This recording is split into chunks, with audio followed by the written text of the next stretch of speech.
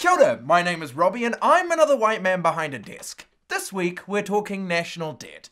I know it sounds boring, but please keep watching. We need the view count to leverage into funding for our other projects. Now, at last count, New Zealand's sovereign debt came in at roughly $59.5 billion, which is about 22% of GDP, up from 5.5% in 2008.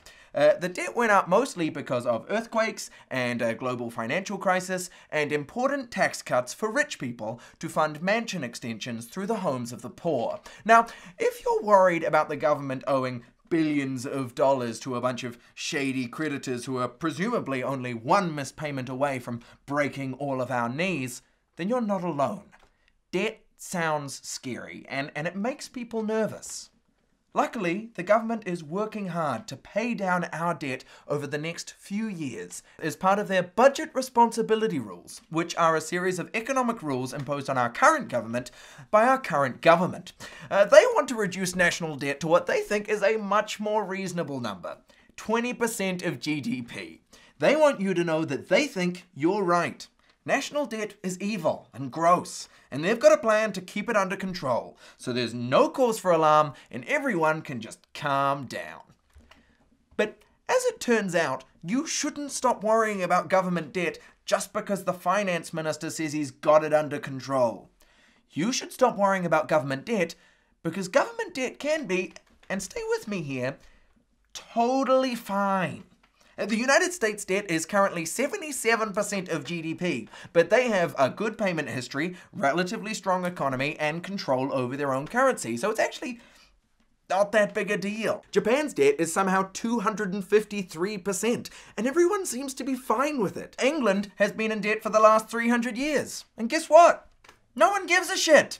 Because the thing that economists know that the rest of us don't is that government debt is totally different to personal debt. In fact, they're so different, it's irresponsible that we've given them the same name. Different things should have different names. It's like if we started calling mince and cheese pies defibrillators while still calling defibrillators defibrillators, and then acted surprised when we found a bunch of corpses covered in mince and cheese. Personal debt is something we reach for in a pinch to bail us out. It hangs over us and gets worse and worse, and if we miss a payment, someone breaks our knees. But that's not the case at a national level. What we think of as government debt is actually just a bunch of people making investments in our country. It's like we're a company going public and selling shares. We're not doing it because we're in trouble. We're doing it because we have plans for growth, and we need capital to make those plans a reality. When the government wants to raise money for a big investment, they sell bonds. The bonds are usually long-term and don't have very high interest rates, but people still buy them because they're a safe investment. For example, okay, maybe China buys $1 million worth of bonds from the New Zealand government. Now, yes, okay, technically, we're now $1 million in debt to China, but with China's investment, we might build a road, which helps grow the economy and brings in more tax dollars, which the government can then use to pay China back with interest and still have plenty of money left over. Like most things in economics, the question, how much debt is too much debt, does not have a clear answer. If a country has no obvious investments it should make, and it started selling bonds to pay for a jacuzzi in the backyard of every MP, then yeah, okay, that country probably has too much debt. But if a country has obvious investments it could make to grow the economy and it isn't making those investments, then that country probably doesn't have enough debt. New Zealand, for example, probably doesn't have enough debt. Our economy is slowing down, our interest rates are low and debt is cheap, and our infrastructure desperately needs a boost. We have a bunch of people in poverty, there was mold in our hospitals, and KiwiBuild mostly consists of asking contractors if they'll work for expired CD vouchers. Now would be a very sensible time to sell some bonds and make some investments. The head of research at BNZ recently explained to the government, if you can borrow to invest and you get a greater return on your investment than the cost of your debt, you do it.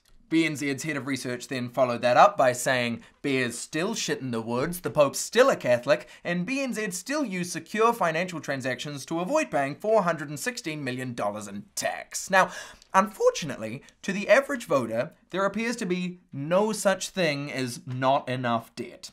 And if there's one thing politicians care about more than good economic management, it's the opinion of the average voter.